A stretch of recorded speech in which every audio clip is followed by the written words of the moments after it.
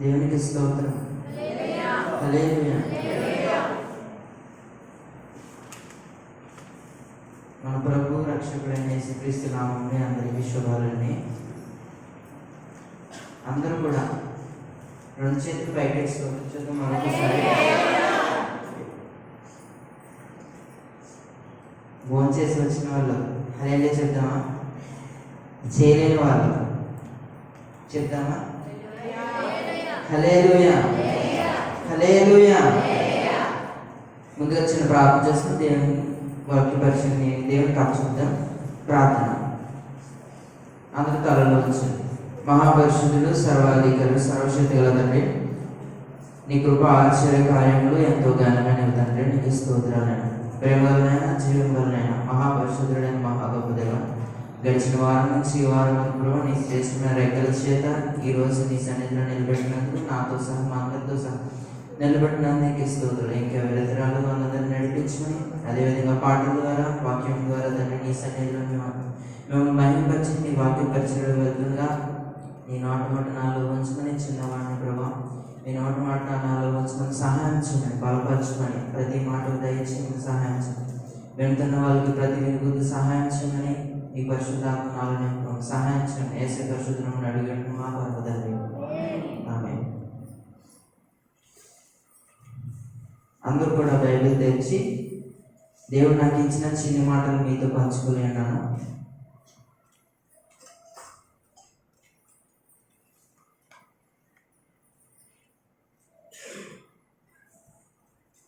దేవుడు ఎంతగానో మన కృప చేత ఈ రోజు మనందరం నిలబెట్టినందుకు మరొకసారి స్తోత్రం చేద్దామండి. హల్లెలూయా. దేవునికి ఏమి ఇచ్చినా మనం రుణం తీర్చడమే. ఎందుకంటే ప్రతి క్షణంన ప్రతి నిమిషంన ఆయన మనల్ని నడిపిస్తూ తన సన్నిధిలో నిలబెట్టినందుకు దేవునికి మనకు ఎన్నిసార్లు స్తోత్రం చెప్పినా లెక్కలేము. మనం దేవుని వాక్యంలోకి వెళ్దాం. ఎవరైనా రాసుకోవాలంటే రాసుకోండి. అంశం యేసు ప్రభుతో చెప్పుకునే విషయాలు. యేసు ప్రభుతో చెప్పుకునే విషయాలు మనం చెప్తాం కదండి. యేసు ప్రభుతో చెప్తామంటారా? చెప్తాం.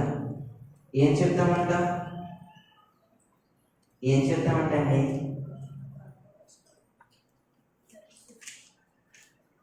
కొన్ని విషయాలు మనం దేవునితో పంచుకుంటాం. మన ప్రభుతో చెప్పుకునే విషయాలు మనం వారంలో జరిగే క్రమకుడుగులో శనివారం కానీ మంగళవారం కానీ శుక్రవారం కానీ మన క్రమకుడుగులో పాల్గొన్నప్పుడు కొన్ని కొన్ని సాక్ష్యాలు అయితే చెప్తాం.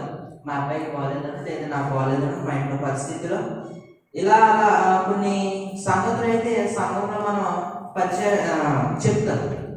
చెప్పినప్పుడు దేవుని సన్నిధిలో చెప్పడమే కదండి. ఏదైనా అవసరతలు మనం చెప్తూ ఉంటాం. కొన్ని ఇబ్బందులు బాగోకపోతే చెప్తాం, వివాహాలు అవ్వకపోతే చెప్తాం. చెప్పినప్పుడు దేవుడు మనకు అందరికీ జరిగించినట్లు మనం విశ్వాసంతో ప్రార్థన చేస్తాం. అదే దేవునితో చెప్పుకునే విషయాలు. ముందుగా మనం ఒక మాట చదువుకొని మనం మొదటి మాటలోకి వెళ్దామండి. కీర్తనల గ్రంథము. దేవునితో మనం ఒక మాట చెప్పుకొని మనం ముందుకు వెళ్దాం. అందరూ కూడా బయలుదేరండి. 120వ కీర్తన 520వ పేజీ. 120వ కీర్తన చదివి వినిపించండి. నా శ్రమలలో నేను యెహోవాకు మొరపెట్టి తిని ఆయన నాకు ఉత్తరం ఇచ్చాను. చాలండి. నా శ్రమలలో నేను యెహోవాకు మొరపెట్టి తిని ఆయన నాకు ఏమిచ్చారండి? లెటర్ ఇచ్చారండి. ఆయన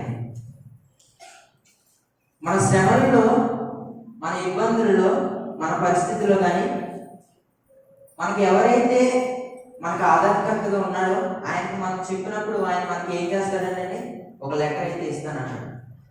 మనం మొదటిగా వెళ్ళే ముందు ఈ మాట మనం చదువుకొని వెళ్తున్నాం. నా శ్రమలలో నేను యెహోవాకు మొరపెట్టింది. ఎవరైనా మొరపెట్టారంటారా? యెహోవాకి, దేవునికి మొరపెట్టారండి? చెప్పండి బాబాయ్. మొరపెట్టాను. ఆఖరికి నేను, మీ అందరూ కూడా దేవుని మొరపెట్టకపోతే మనం ఏ పాటి వాళ్ళమండి? అంతే కదా. ఏ పరిస్థితులైనా, ఏ ఇబ్బందులైనా మనం మొరపెట్టి దేవునికి ప్రార్థన చేసి మనం ముందుకు వెళ్దాం. అదే మాట మనందరూ ప్రార్థన చేస్తున్నామో, శ్రమంలో మనం దేవునికి చెప్తున్నామో లేదనేది మనం మొదటి మాటలోకి వెళ్దాం. రాసుకున్న వాళ్ళు రాసుకుందాం. మన ఆపదలు మొదటి మాట దాంట్లో యేసు ప్రభుతో చెప్పుకున్న విషయాలు. దాంట్లో మొదటి మాట మన ఆపదలు. ఏంటిదండి మొదటి మాట? ఆపదలు. ఆపదలు అంటే కష్టాలు. కష్టాలు అంటే శ్రమలు అంటే అనేకలు వస్తాయి. మన ఆపదలు దేవునికి మనం కొన్ని పరిస్థితుల్లో మనకి ఏమైనా కొన్ని డబ్బు పరంగా కానీ, ఇంట్లో పరిస్థితులు కానీ, కొన్ని శోధనలు అయితే మనకు వస్తాయి, కొన్ని ఆపదలు వస్తాయి. ఆపదల నుంచి తప్పించుకోవాలంటే మనం ఏం చేయాలో మనం బైబిల్ చదవండి. మత్తయి గారు రాసిన సువార్త 8వ అధ్యాయం, కొత్త నిబంధనలో మొదటి గ్రంథం. మత్తయి గారు రాసిన సువార్త 8వ అధ్యాయం 25వ వచనం చదవండి. 25. వారు ఆయన యొద్దకు వచ్చి, ప్రభువా నశించిపోవచ్చున్నాము, మమ్మల్ని రక్షించమని చెప్పి ఆయన లేపిరి. మరొకసారి దేవుని స్తోత్రం చేద్దామండి. హల్లెలూయా. మనకి ఈ మత్తయి గారు చెప్తున్న మాట ఏం చెప్తున్నారంటే 25వ వచనంలో 8వ అధ్యాయం, వారు ఆయన యొద్దకు వచ్చి, ప్రభువా నశించిపోవచ్చున్నాము.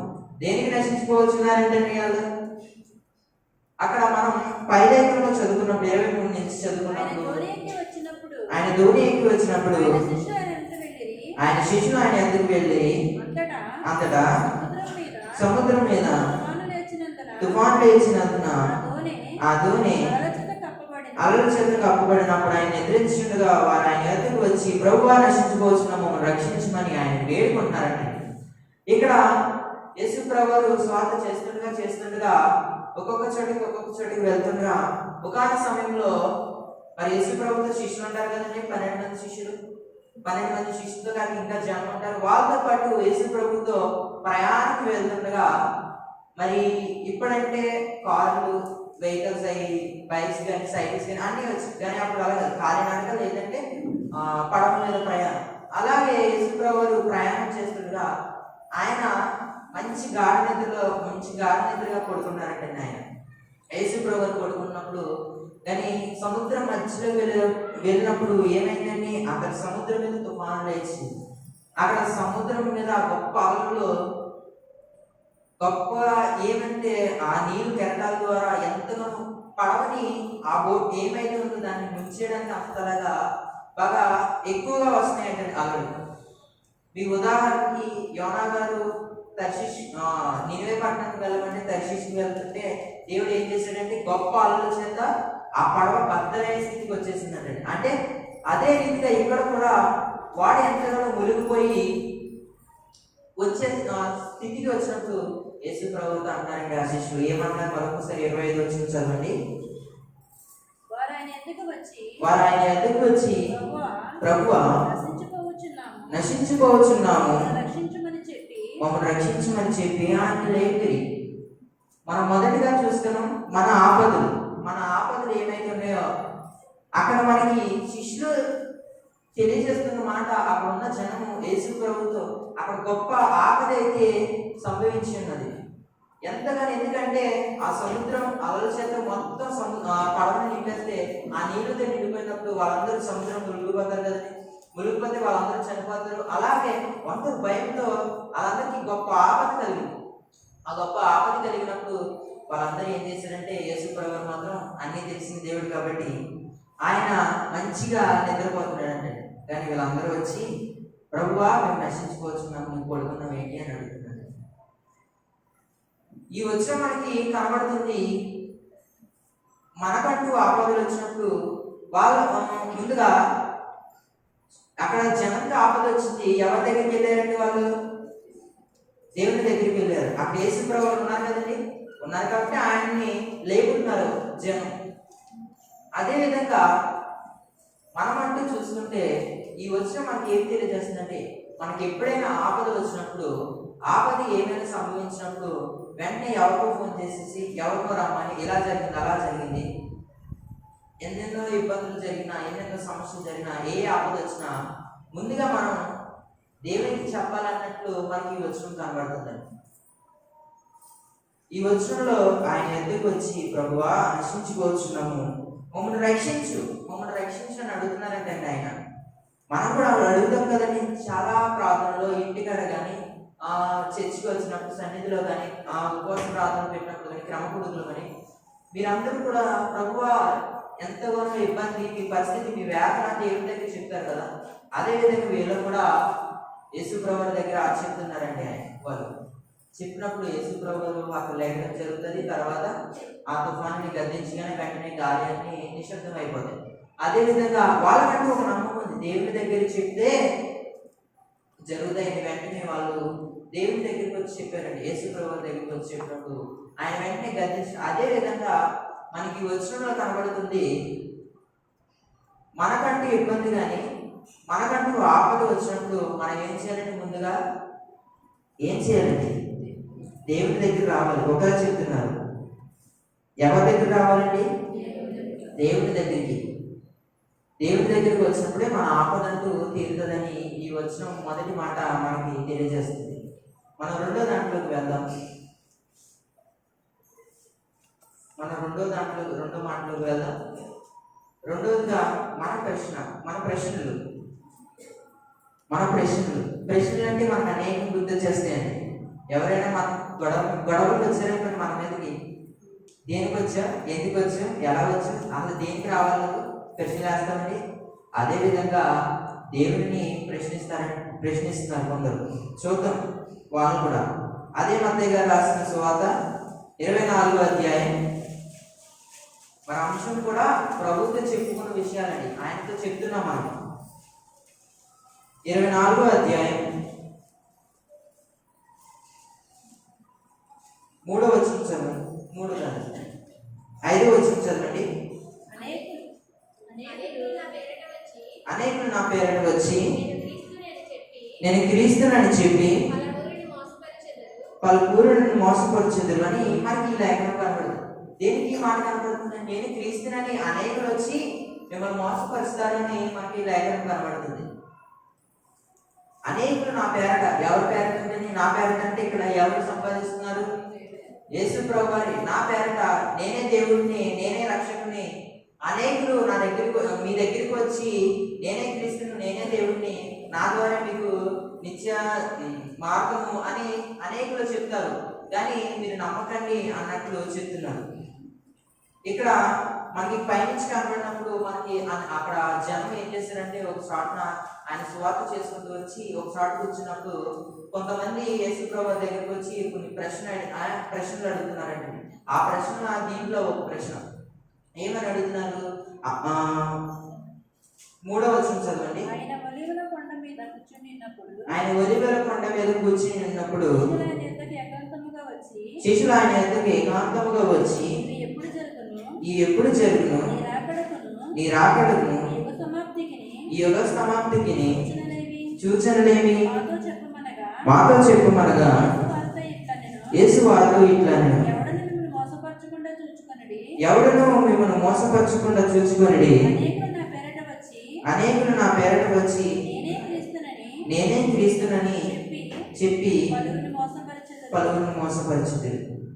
మనకి ఈ మాట కనబడుతుంది. ముందుగా చూసుకున్నాం మన ఆపదలు అయితే ఏమైతే ఉన్నాయో, ఎవరైతే అక్కడ శిష్యులు సముద్రంలో ఆయన్ని ఏమైతే ఆపదల నుండి వేడుకున్నారో మనకి కనబడింది. అదే రెండోదిగా మన ప్రశ్నలు కూడా దేవునితో చెప్పుకుంటామో లేదో మనకి కనబడాలని చూద్దాం.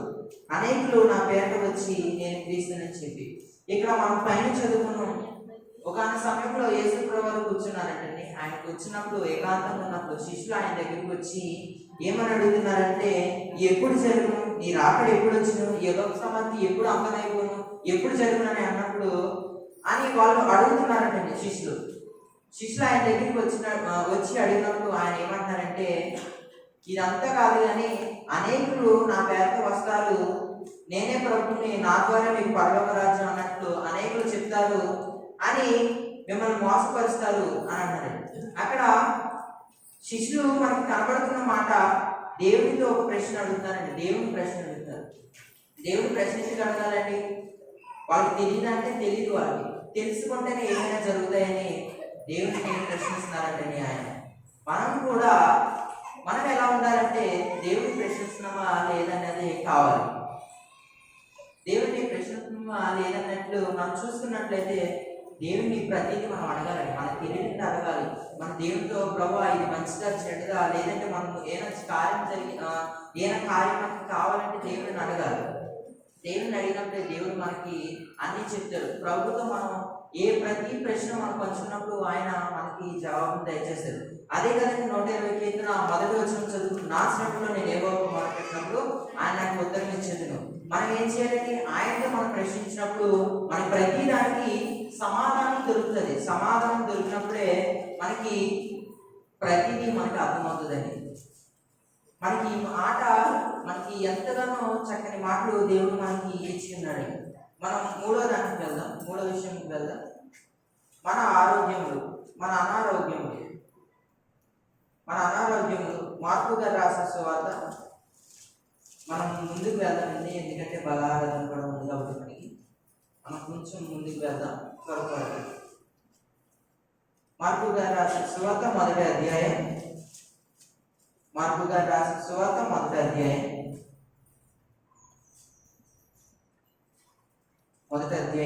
30వ వచనం చదవండి. సీమోను అత్త జ్వరముతో పడి ఉండగా వెంటనే వారు ఆమెను గూర్చి ఆయనతో చెప్పిరి. ఇక్కడ మనకి కనబడుతుంది సీమోను అత్తగారు అంటే జ్వరంతో అక్కడ పడి ఉండగా అన్నట్టు కనబడుతుంది. అక్కడ జ్వరంతో బాధపడుతున్నట్టండి ఆవిడ. అప్పుడు కొందరు ఏం చేశారంటే వెంటనే వారాన్ని గూర్చి ఆయనతో చెప్పారు. ఇక్కడ మనకి కనబడుతున్న మాట, ఈ మాట కూడా వీళ్ళు ఏం చేస్తారంటే అక్కడున్న జనం, అక్కడున్న మనుషులు యేసు ప్రభు దగ్గరికి చెప్పాలన్నట్లు కనబడుతుంది. ఎందుకంటే ఆయనతో చెప్పారు. ఆయన ఎవరండి? మనకు కనబడుతున్న మాట యేసు ప్రభు అండి ఆయన అంటే. అక్కడ మనకి కనబడుతుంది. ఇక్కడ మూడోదిగా మన అనారోగ్యములు. చాలా మందికి అనేక వ్యాధులు, అనేక బాధలు, బాడీలో సమస్యలు అనేకంగా వస్తాయి. ఒకరికి హెడేక్ వస్తుంది, ఒకరికి తలపోటు వస్తుంది, ఒకరికి ఫీవర్ వస్తుంది, ఒకరికి దగ్గు కానీ, ఒకరికి రొంప కానీ, అనేకంగా చాలా వస్తాయి. వాటిలన్నింటినీ కూడా తప్పించుకోవాలంటే దేవుడే మనకి కనబడుతున్నాడండి. దేవునితో చెప్పుకున్నప్పుడే మనకు అవన్నీ జరుగుతాయండి. ఇక్కడ సీమోను అత్తగారికి ఆమెకి బాలేదు. అప్పుడు ఏం చేశారంటే కొంతమంది జనం అక్కడ యేసు ప్రభు వారి దగ్గరికి తీసుకువెళ్ళారంటే, తీసుకువెళ్ళినప్పుడు అక్కడ ప్రభు దగ్గర తీసుకెళ్ళినప్పుడు ప్రభు ఆమె దగ్గరికి వచ్చినట్టు కనబడుతుంది, కింద వచ్చిన ఆమె స్వస్థపరిచినట్టు కనబడుతుంది. మనం కూడా ఏం చేయాలంటే ముందుగా మనకు జ్వరం రాగానే అత్యంత పరిస్థితులు ఏదైనా ఇబ్బంది రాగానే వెంటనే మనం ఎక్కడికి వెళ్తామండి? హాస్పిటల్కి వెళ్ళిపోతాం. వెంటనే హాస్పిటల్కి వెళ్ళిపోయి టకటగా డాక్టర్ గారు ఏమైనా రాస్తే ఏం తీసుకుని వెళ్ళి మెడికల్ షాప్కి వెళ్ళి మన ట్యాబ్లెట్ తీసుకుని పరుగున మళ్ళీ వెంటనే హాస్పిటల్కి వచ్చేస్తాం. అంతే కదండి. మనకి ఏమైనా ఇబ్బంది కానీ పరిస్థితులు కానీ బాగోకపోతే మనకి ఏమైనా వెంటనే ఇప్పుడు జ్వరం వచ్చిందండి వెంటనే ఎక్కడికి వెళ్తామండి? హాస్పిటల్కి వెళ్తాం. ఎవరైనా ప్రార్థన చేసుకుంటారో వెళ్ళే ముందు చేసుకోరండి. చేసుకుంటా అన్న చేయి పై కట్టండి, దేవుడు మిమ్మల్ని దీవించాలి. అలాగే ఉండాలండి. మనం ముందుగా మనకు బాగోలేదంటే, మన ఇంట్లో వాళ్ళకి బాగోలేదంటే మనం ఏం చేయాలంటే ముందుగా దేవుని దగ్గరికి మోకరించాలండి. ఒక్క నిమిషం చాలండి. ప్రభువా మాకు మీకు బాగోపోతా, మీ ఇంట్లో వాళ్ళకి బాగోపోయినా ప్రభు ఇలాగ బాగలేదు, మేము హాస్పిటల్కి వెళ్తున్నాం, మీరు మళ్ళీ మేము వెళ్ళి తిరిగి రావడానికి క్షేమం దయచేసి అలాగే అక్కడ చూపిస్తున్న మంచి మందులు మంచి స్వస్థత చిన్నగా ప్రార్థన చేసి మనం వెళ్తే దేవుడు మనకి ఖచ్చితంగా నెరవేరుస్తాడండి. ఇక్కడ మనకి కనబడుతున్న మాట, సీమోను వాళ్ళ అత్తగారికి జ్వరం వచ్చినప్పుడు అక్కడున్న వాళ్ళు యేసు ప్రభువుతో చెప్తేనే వెంటనే ఆమెకి ఏం జరుగుతుందండి? స్వస్థత జరుగుతుంది. ఆ స్వస్థత జరగాలని వాళ్ళు ఏం చేశారు? ముందుగా జ్వరం రాగానే వెంటనే అంటే అక్కడ కనబడుతుంది, వెంటనే వారు ఆమెను గురించి ఆయనతో చెప్పిరి. ఎందుకంటే ఆయనతో చెప్పాల్సిన పని ఏముంది? ఆయన ఏమైనా డాక్టరా? ఆయన ఏమైనా మంచి స్పెషలిస్టా? స్పెషలిస్ట్ అండి ఆయన. కానీ కనబడుతున్న మాట మనం ముందుగా చూసుకున్నాము, ఆపదలు, మరొకటి, రెండోది ప్రశ్నలు, తర్వాత అనారోగ్యం. మనం దేవునితో పంచుకున్నప్పుడే ప్రతిదీ మనకి జరిగిస్తారండి. వెంటనే మనం ఏ పరిస్థితుల్లో కానీ ఏ ఇబ్బందుల్లో కానీ ఎవరైనా సరే యాక్సిడెంట్ అయిందంటే మీరు పరుగు వెంటనే వెళ్ళిపోతారు కదండి. వెంటనే వెళ్ళిపోతారు. ఆ సమయంలో మీ వాళ్ళకి కానీ ఎవరైతే ఇబ్బంది వచ్చిందో వెంటనే ఏమీ గుర్తురాదు. వాళ్ళకి ఏమైంది అని ఒక థాట్తో వెంటనే మీరు పరుగు వెళ్ళిపోయి వాళ్ళు చూడడం జరిగింది. తర్వాత పాస్టర్కి ఫోన్ చేద్దాం అన్నట్టు చేస్తారు. అంతా అయిన తర్వాత ఫోన్ చేస్తారండి పాస్టర్ గారికి. ముందుగా ఏమో ఇక్కడ అన్ని జరిగించేస్తారు, అన్ని చేసేస్తారు. తర్వాత పాస్టర్ గారు చేస్తే చేసిన తర్వాత అప్పుడు విడుదలైన తర్వాత అప్పుడు వచ్చారు పాస్టర్ గారు చేయించామండి, అప్పుడు వెంటనే విడుదల.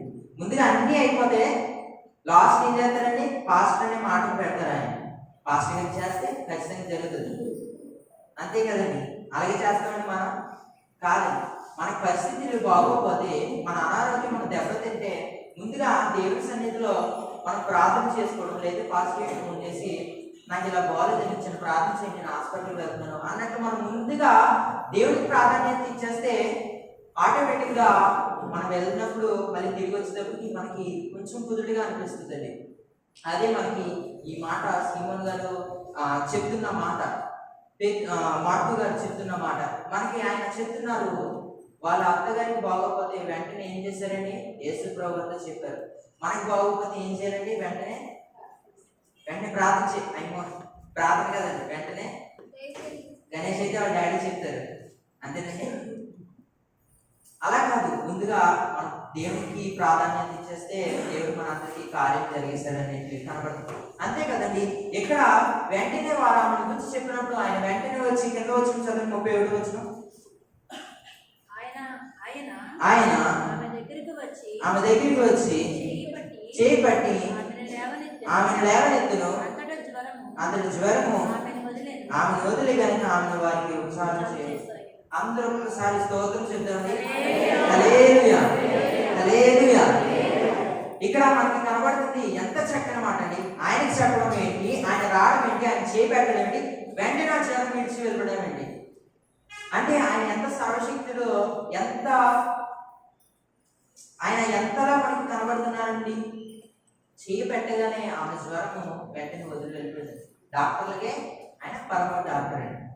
అదే కదండి మనం ప్రార్థన చేస్తాం. అదే డాక్టర్లకే పరమ డాక్టర్లు, నీవే ఆ బిడ్డను స్వస్థపరచు, హాస్పిటల్లో ఉన్న వాళ్ళు బాగు చేయి, ప్రార్థన చేస్తాం కదండి. అదే విధంగా దేవునికి ప్రాధాన్యత ఇచ్చారు. వెంటనే ఏం జరిగిందని అక్కడ 31 వచనంలో స్వస్థత జరిగిందా లేదండి? జరిగింది. అదే విధంగా మనం కూడా ఏం చేయాలంటే ముందుగా మనం దేవుడి దగ్గరికి వచ్చి ఆయన ముందుగా ప్రాధాన్యత ఇచ్చేసి మనం ప్రార్థన చేసినట్లయితే మన జ్వరం కానీ ఇబ్బందులు కానీ మన ఇంట్లో పరిస్థితులు కానీ ప్రతిదీ జరుగుతాయని మనకు కనబడుతుంది. ఆయనతో చెప్పుకోవాలండి. మొదటిగా మన అంశమే అది. యేసు ప్రభుతో చెప్పుకునేది. ఆయనతో చెప్పుకున్నప్పుడే మనకి జరుగుతాయి. 4వ విషయంలోకి వెళ్దామండి.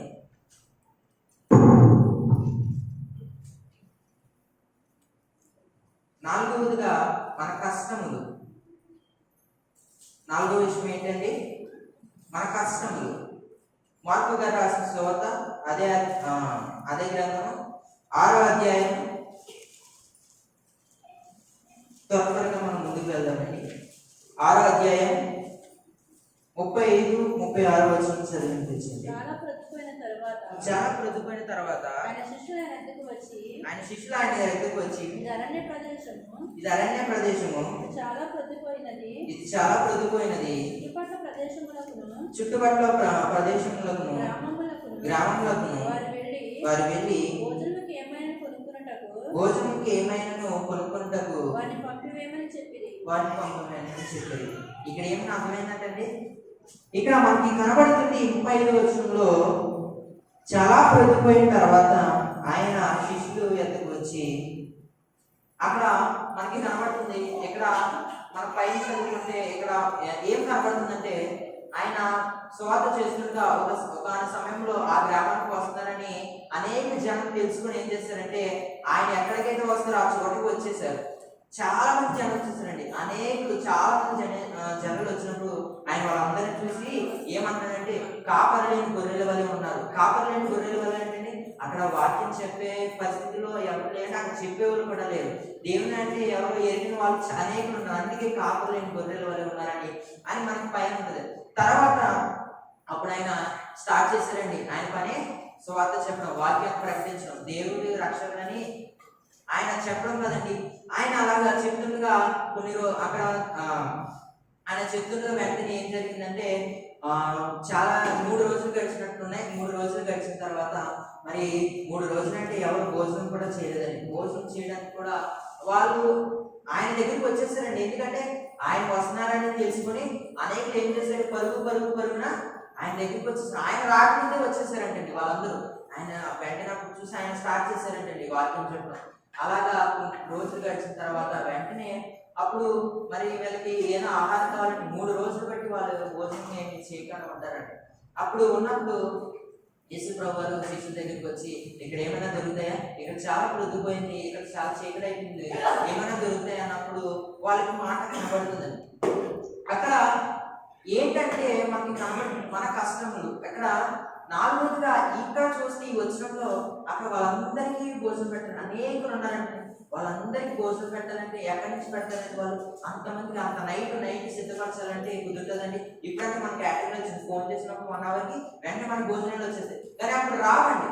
అప్పుడు పరిస్థితి వండాలంటే అనేక సామాన్లు, అనేక పెద్ద వస్తువులు అన్ని తీసుకొచ్చి అక్కడ పెడితేనే కానీ అక్కడ అవ్వదు.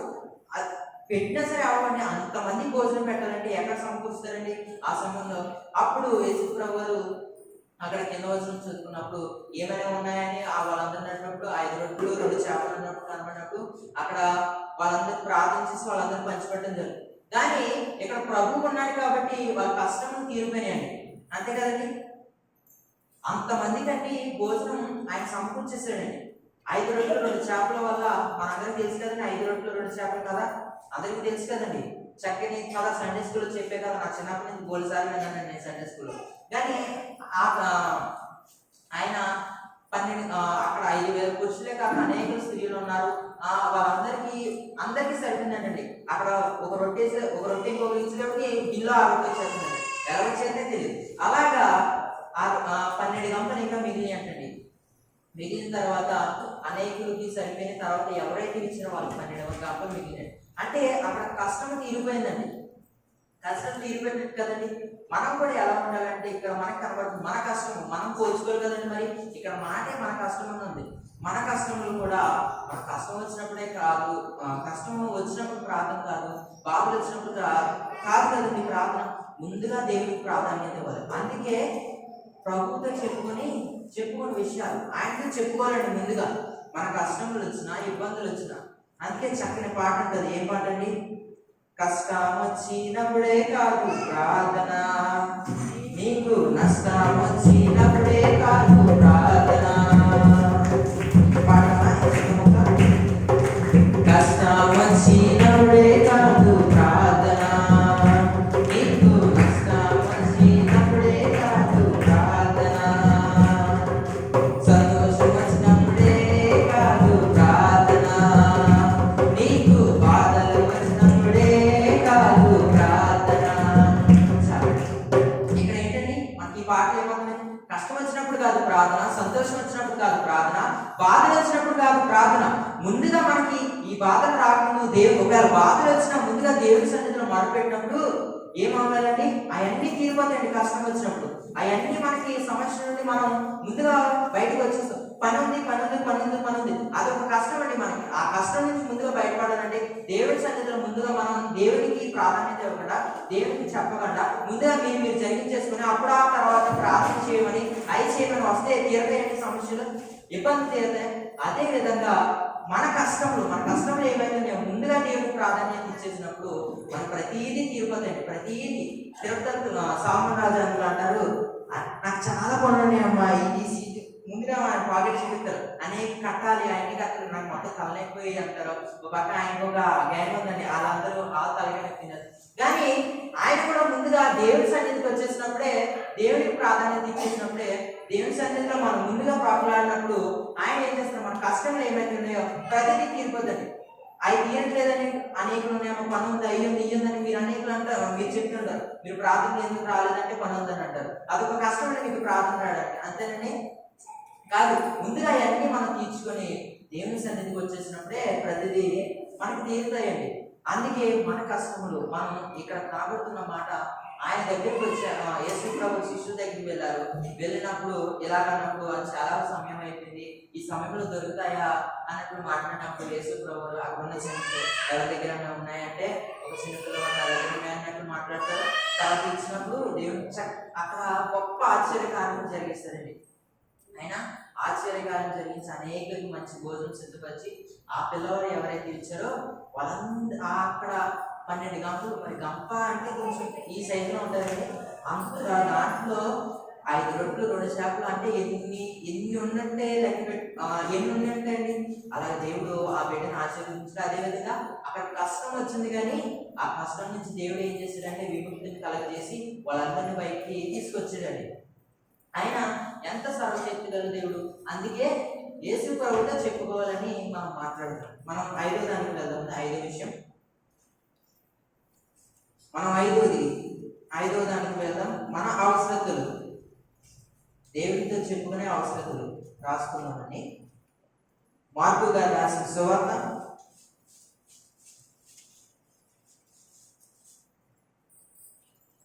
10వ అధ్యాయం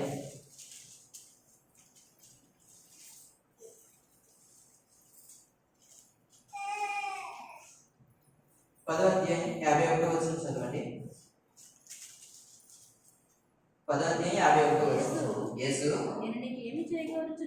నేను ఏం చేయగలుగుతున్నానని వారిని అడగగా ఆ గుడ్డివాడు బోధకుడా నాకు దృష్టి కలగజేయమని ఆయనతో అనెను. అందరూ ఒకసారి స్తోత్రం చెప్తామండి. హల్లెలూయా, హల్లెలూయా. మనం కొంతసేపులో మనం ముగించేస్తున్నాం. మనకి 5వ విషయం ఏంటండి? ఎవరి అవసరతలు? మన అవసరతలు. కానీ ముందుగా మనం వాక్యంలో చూస్తున్నాం.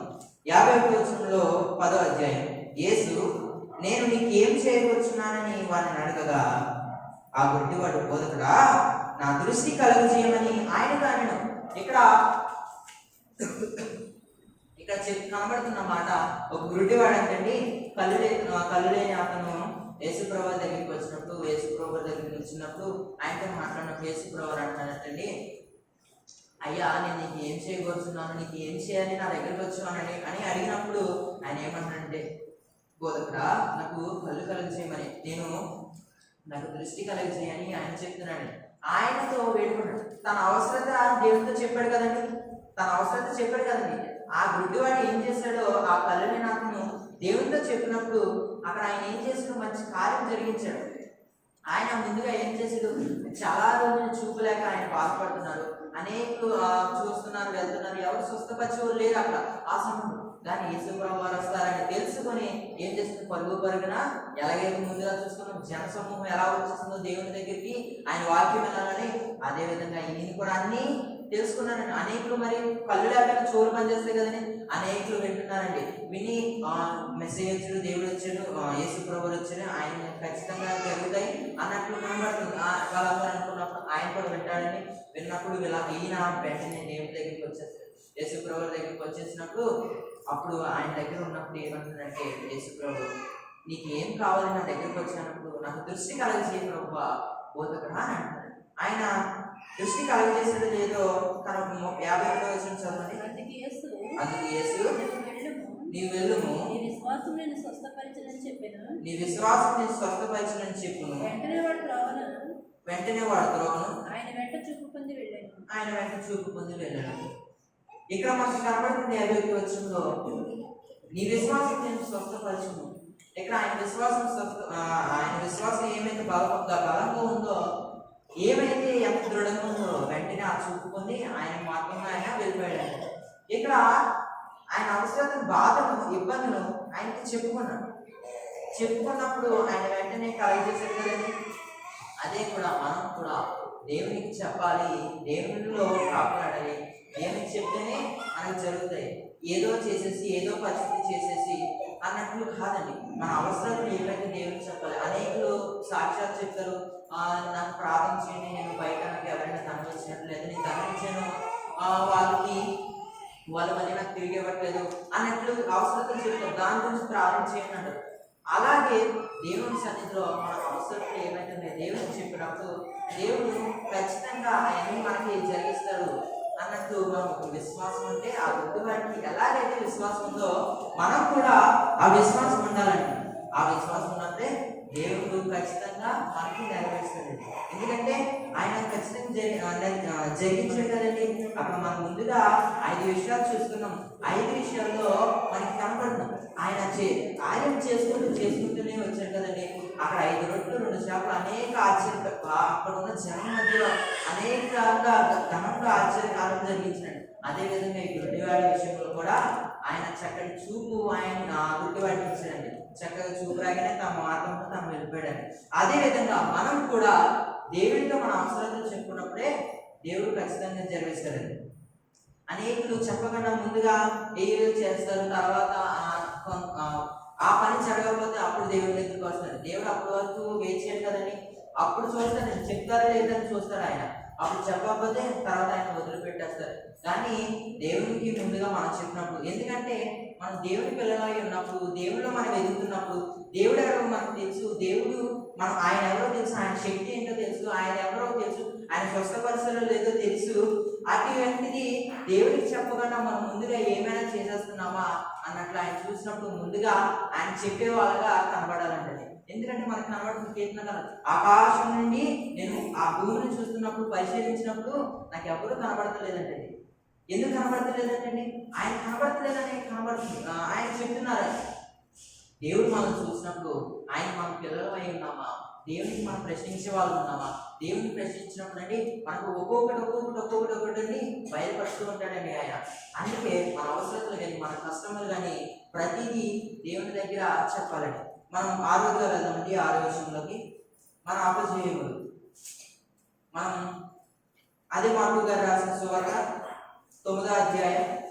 మార్కు గారు రాసిన సువార్త మనం ఎప్పుడు సువార్తలు చదివినా మనం అక్కడ గారు అనేది పెట్టాలండి. ఎందుకంటే వాళ్ళు మనకన్నా మంచి గొప్ప ప్రవక్తలు. మార్కు గారు రాసిన సువార్త 9వ అధ్యాయం 28వ వచనం చదవండి. ఆయన ఇంటిలోనికి వెళ్ళిన తర్వాత ఆయన శిష్యులు మేమెందుకు ఆ దెయ్యమును వెళ్ళగొట్టలేకపోతామని ఏకాంతమున ఆయన అడిగిరి. అందుకు ఆయన ప్రార్థన వలనే గాని వారి దేని వలనైనను ఈ విధమైనది వదులుకోవట అసాధ్యమని వారితో చెప్పారు. ఇక్కడ మనకి కనబడుతున్న మాట ఆరుగా మన అపజయము. ఇక్కడ యేసు ప్రభు మనం చెప్పారంటే శిష్యులకి చెప్పినప్పుడు ఆయన ఆయన పక్కన ఉన్నాడు. వీళ్ళు వెళ్ళి అక్కడ ఒక స్త్రీలో దురాత్మ ఉన్నప్పుడు వదులు కట్టమని యేసు ప్రభు ఆజ్ఞాపించి వీళ్ళు వెళ్ళారు. వెళ్ళిన తర్వాత దెయ్యమేమో వెళ్తలేదు, ఆ దురాత్మ వెళ్తలేదు. వెళ్ళాము వేస్తున్నాము ఆ దురాత్మ బయటకు వెళ్ళిందాక అంటారు, కానీ ఆ దురాత్మ కానీ బయటికి వెళ్తలేదండి. బయటికి వెళ్ళకపోతే అప్పుడు యేసు ప్రభు వచ్చిన తర్వాత ఆ దురాత్మ వెలగొట్టడం జరిగింది. జరిగిన తర్వాత ఏమన్నారండి, అందుకే ఆయన ఇంట్లోనికి వెళ్ళిన తర్వాత ఆయన శిష్యులు మేమెందుకు వెళ్ళగొట్టలేకపోతున్నాము, ఇక్కడ అపజయము, ఇక్కడ వాళ్ళేమో జయంగా జరిగించుకోద్దామని ఒక గొప్ప కార్యక్రమం జరిగించుకోద్దామని వాళ్ళు అనుకుని వెళ్తే వాళ్ళకి ఏం జరిగింది, అపజయం జరిగిందంటే అపజయం జరగడంతో యేసు ప్రభు దగ్గరికి వచ్చి అడిగినప్పుడు ఆయన ఏమంటారో 29వ వచనం చదవండి. అందుకు ఆయన ప్రార్థన వల్లనే గాని మరి దేని వలనైనను ఈ విధమైనది వదులుకోవట అసాధ్యం. ఇక్కడ కనబడుతుంది అసాధ్యము. దేని వలనైనా మనం ముందుగా ఎక్కడికైనా వెళ్ళినప్పుడు అక్కడ కనబడుతున్న మాట ఏంటంటే ఆ శిష్యులు వెలబడ్డారు అనుకున్నారు, కానీ నిరాశతో అపజయం కింద తిరిగి వచ్చేసి దేవుడిని అడిగినప్పుడు దేవుడు అంటున్నాడు, మీరు వెలబడ్డాలంటే ముందుగా మీరు ఏం చేయాలి, ప్రార్థన వలనే కానీ మరి దేని వలనైనా అసాధ్యం అది ఆయన ఖచ్చితంగా చెప్తారు. మీలో ముందు ప్రార్థన ఉందా, మీలో ప్రార్థన లేనిదే ఏమీ జరగదని కనబడుతుంది. మనం కూడా మీరు బ్యాంక్ పని మీద వెళ్తారు. బ్యాంక్ పని మీద వెళ్ళినప్పుడు మీకు ఎవరు లోన్ ఇస్తారనో లేకపోతే దేని మీద లేకపోతే ఆ బంగారం పిలిపించుకురావాలని అనే బ్యాంకు వెళ్తారు కదండి. కొన్ని పరిస్థితులకి కొన్ని అవసరాలకు వెళ్తారు బ్యాంక్. ఆ సమయంలో మీకు జరగకపోతే ఎలా ఉంటుందండి, ఆ సమయంలో జరగకపోతే ఏం చేస్తారు, నిరాశగా ఇంటికి వచ్చేస్తారు. కానీ ఆ సమయంలో కూడా మనం ఏం చేయాలంటే దేవుడిని చెప్పుకొని వెళ్ళినప్పుడే అది ఖచ్చితంగా జరిగించాలన్నట్టు కనబడుతుంది. మనం ఎక్కడికి వెళ్ళినా, మనం ఏ చోటుకి వెళ్ళినా, మనం ఒక ట్రావెల్ ఎక్కడికైనా బయటకు వెళ్ళినప్పుడు దేవుడికి ప్రార్థన చేసుకుని వెళ్ళినప్పుడే మనం విజయంగా మనం ఎదరికి వెళ్తాం. లేదనుకోండి మధ్యలో కారు ఆగిపోతుంది, మధ్యలో బండి ఆగిపోతుంది, మళ్ళీ బండి ఆగిపోయినాక ఆ ఇంజనీర్ ప్రాబ్లం ఏదో ఒకటి ప్రతిదీ చూడాలి. ఒకసారి మా కారు ఆగిపోయినప్పుడు ఒక అంకుల్ అన్నారు, ఎప్పుడు ఆగిపోయినప్పుడు ఫోన్ చేయమ్మా ఇంజనీర్ డబ్బా తెచ్చేద్దని అంకుల్ అన్నారు. ఎప్పుడు కారు ఆగిపోతే అప్పుడు ఇంజనీర్ డబ్బా తెచ్చేది. ఎందుకు తెచ్చేస్తారండి ఆయన, మేము ప్రార్థన చేసుకుని వెళ్తాం కాబట్టి ఏనాడు సమస్య లేదండి. ఏదో చిన్న ప్రాబ్లం రావడం వల్ల కారు వల్ల. కానీ ఇక్కడ కనబడుతున్న మాట, మనం ఎక్కడికైనా వెళ్ళినప్పుడు, ఏ పరిస్థితులైనా మనం వెళ్ళినప్పుడు, మనం ఏదైనా ఎక్కడికైనా మన చుట్టాలింటికి కానీ మనం ప్రయాణం వెళ్తున్నప్పుడు దేవునికి ప్రార్థన చేసి వెళ్ళినప్పుడే దేవుడు ఖచ్చితంగా జరిగిస్తారండి. నాకు ఒకరు తెలుసండి, వాళ్ళని పని చేసుకుంటూ ఉంటారు, వేరే అవసరం లేదు, కానీ పని చేసుకుంటూ ఉంటారు, బయటకు వెళ్తూ ఉంటారు. వాళ్ళకి ప్రార్థన ఉంటుందండి, వాళ్ళ దగ్గర ప్రార్థన చేయకుండా వెళ్ళిపోతారండి, మళ్ళీ వస్తారండి, తర్వాత మళ్ళీ వెళ్తారండి. ప్రార్థన లేకుండా వెళ్తారు, మళ్ళీ వచ్చిన తర్వాత మళ్ళీ అప్పుడైపోయిపోతారండి, ఇక్కడ రోజులు గడవట్లేదని మళ్ళీ వెళ్ళిపోతారు. చెప్తారంటే ప్రార్థన చేయండి అంటారు, కొన్ని ప్రార్థన చేసుకుని కూడా వెళ్ళండి, వెళ్ళిపోతారు వస్తారండి. దేనికంటే వెళ్ళడం ఎందుకు, మళ్ళీ రావడం ఎందుకు, మళ్ళీ ఎప్పుడు వచ్చిన తర్వాత అప్పులు తీరట్లేదండి, అనేక సమస్యలు ఉన్నాయండి, లేకపోతే నాకు హాస్టల్కి ఫీజు కట్టాలని అని చెప్తూ ఉంటారు. దేనికండి, ప్రయోజనం లేని ప్రార్థన చేసుకుని వెళ్ళరు వాళ్ళు. కానీ తర్వాత ఇలా అంటారు, ప్రార్థన చేసుకుని వెళ్ళినప్పుడే ప్రతిదీ జరిగిస్తారండి. మనం ప్రయాణం వెళ్తున్నప్పుడు కారు మీద బండి మీద కానీ ఎంత చక్కగా మనం వెళ్ళి తిరిగి వస్తామో అది దేవునికి ప్రార్థన చేసుకుని వెళ్ళినప్పుడే మనం జరుగుతుంది. ఫలానా వ్యక్తి అండి, ఒక అబ్బాయి వాళ్ళ కుటుంబం అంతా దేవుని సన్నిధికి వెళ్తారండి. వెళ్ళినప్పుడు అక్కడ కనబడుతున్న మాట, దేవుని సన్నిధికి వెళ్తున్నప్పుడు వాళ్ళందరూ వెళ్తారండి. ఈ అబ్బాయిని బయటికి వెళ్తున్నాడండి, బయటగా తనకి బండి ఉందంట, తన బండి మీద వెళ్తున్నప్పుడు వాళ్ళ తల్లిదండ్రులు అన్నారంటే ఎలా ప్రార్థన చేసుకుని వెళ్ళరా అంటే, ప్రార్థన మీద ఏం లేదు, మీ నమ్మకం మీది అన్నట్లు అలా రోజు గడుచుకుంటూ వచ్చేస్తున్నాయంటండి. ప్రతిసారి చెప్తానండి, ఆ అబ్బాయికి ప్రార్థన చేసుకుని వెళ్ళు, నీకు ఏమి అవ్వదు చిన్నాను, ఇంటికి వచ్చేసిన తర్వాత నీకు మంచిగా ఉంటావురా, ఇంటికి త్వరగా వచ్చేస్తారా, ఏమైనా పరిస్థితులు నీకు అక్కడ ఇబ్బందికి కలుగజేసినా నీకు ఎటువంటిది ఉండదు, ప్రార్థన చేసుకుని వెళ్ళరా అంటే, ప్రార్థన లేదు ఏం లేదు, మీ నమ్మకం మీరు చేసుకోండి, మీరు ఎన్నప్పుడు మీరు చేసుకోండి అని ఎదురు సమాధానం చెప్పారు. ఒకనొక పరిస్థితిలో ఇలాగే మరొకసారి చెప్తున్నా వాళ్ళ తల్లిదండ్రులు ఏమన్నా చివరగా చెప్తున్నాం రా వినరా మేము చెప్పము ఈ ఒక్కసారి ప్రార్థన చేస్తుంది. ప్రార్థన చేయనప్పుడు ఆ అబ్బాయి బయటకు వెళ్ళాడు. వెంటనే యాక్సిడెంట్ జరిగింది, అక్కడికక్కడ చనిపోయాడు. దేనికంటే ప్రార్థన లేనిది ఏం చేస్తుంది? ఆ ప్రార్థన జరిగినప్పుడు, ప్రార్థనలో మనం ఉన్నప్పుడు, ప్రార్థన చేసిన బయటకు వెళ్ళినప్పుడే మనకి ఏ అపజయము తొలగదండి. విజయంగా మనం బయటకు వెళ్ళి తిరిగి వస్తాం. మనం 7వ వెళ్దామండి. మనకి 6 విషయంలో మనం మాట్లాడుకుని 7వ విషయంలో కదా మన కుటుంబ సమస్యలు. మనకి 6వదిగా చూస్తున్నాం. మన అపజయంలో ఏమైందంటే దేవుని దగ్గర ప్రాబ్లం అన్నప్పుడు మనకు ప్రతిదీ విజయంగా జరిగిస్తాడు అన్నట్టు మనకు కనబడుతుంది. 7వ విషయంలోకి వచ్చినప్పుడు మన కుటుంబ సమస్యలు. ఎఫెసీయులకు రాసిన పత్రిక పౌలు గారు ఎఫెసీ సంఘానికి రాసి ఇచ్చి ఉన్నాడు. ఆయన ఎఫెసీయులకు రాసిన పత్రిక ఇక్కడ మనకి చక్కని మాట కనబడుతుందండి. ఇక్కడ కుటుంబ సమస్యలు అయితే ఒకరితో చెప్పుకోవాలి, మరొకరితో చెప్పుకోవాలి అన్నట్లు మనకి కనబడుతుంది. 4వ అధ్యాయం 32వ వచనం చదవండి. మనకి కనబడుతుంది చక్కని మాట. ఒకని ఎడల ఒకడు దయ కలిగి కరుణాహృదయులై క్రీస్తునందు దేవుడు మిమ్మల్ని క్షమించిన ప్రకారం మీరు ఒకరినొకరు క్షమించి. ఈ వచనానికి నేను చెప్తున్న మాటకి మీకు అర్థం కాకపోవచ్చు, కానీ మనం ఇక్కడ అర్థం చేసుకుంటే ఇక్కడ మన కుటుంబ సమస్యలు కూడా మనం ఎవరితో పంచుకోలో కనబడుతుంది. ఒకని ఎడల ఒకడు దయగలి కరుణ హృదయం గలై క్రీస్తునందు దేవుని మిమ్మల్ని క్షమించిన ప్రకారం మీరు ఒకరినొకరు క్షమించు. కానీ ఈ లేఖనం మనకు కనబడుతున్న మాట ఏంటంటే మనం కూడా మన కుటుంబ సమస్యలు కానీ మన ఇంట్లో మీరు ఒకరు భార్య చర్చకు వస్తే భర్త రాదు, భర్త చర్చకు వస్తే భార్య రాదు, లేదంటే భార్య భర్త చర్చకు వచ్చినప్పుడు పిల్లలు రాదు. ఆ సమయంలో మనం దేవుని సన్నిధిలో మనం సాక్ష్యం చెప్తాం కదండి. నాకు లేదంటే సాక్ష్యం చెప్పినా, లేదంటే వ్యక్తిగతంగా పాజిటివ్ దగ్గరికి వచ్చి నా భర్త రావట్లేదండి, లేదంటే నేను ఎంత నన్ను కొట్టేస్తున్నాడండి అన్నప్పుడు ఆయనతో చెప్పినప్పుడు కానీ సంఘంతో చెప్పినప్పుడు కానీ మనం ప్రార్థన చేస్తాం కదండి. అదే విధంగా ఒకని ఎడల ఒకడు దయ కలిగి మనం కూడా ఏం చేయాలండి, మనం ఎవరైనా మనకి ఇప్పుడు సాక్ష్యం చెప్తారండి. ఇప్పుడు ఎగ్జాంపుల్గా ఉదాహరణగా గంగాంటి వాళ్ళ అబ్బాయి మా అబ్బాయి రావట్లేదండి, ప్రార్థన చేయండి అంటుంది. అది నేను ఏం చేయాలంటే ఆవిడ చెప్పిందంటే ఆవిడ తన కుటుంబ అవసరాలను చెప్పారంటే మనం కూడా, ఎందుకంటే మనం కూడా ఒక సంఘమే కదా, అప్పుడు మనం కూడా ఏమనుకోవాలంటే మనందరూ ఒక సంఘమే, ఆమె కోసం ఖచ్చితంగా ప్రార్థన చేద్దామని మనం అన్నప్పుడు దేవునితో ప్రార్థన చేయాలి. ఒకరి ఏడలో ఒకరు మనం ఏం చేయాలని దయతో దేవుడు ఎలాగైతే ప్రేమించడో మనం కూడా వాళ్ళందరి కోసం ప్రార్థన జరిగించినప్పుడు దేవుడు మనకి చక్కగా మన కుటుంబ అవసరాలు కూడా జరిగిస్తారండి.